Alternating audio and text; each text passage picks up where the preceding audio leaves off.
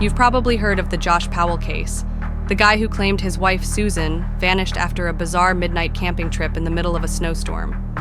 But what a lot of people don't realize is that the Powell family tree had rot way deeper than just Josh. His father, Stephen Powell, wasn't just creepy. He was outright dangerous.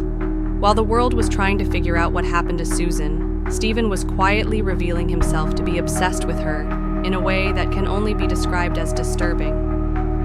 He believed Susan was secretly in love with him, despite being married to his son. He wrote about her constantly in his journals, talking about how she smelled, how she looked, and how he was convinced they had a connection. But it didn't stop at words.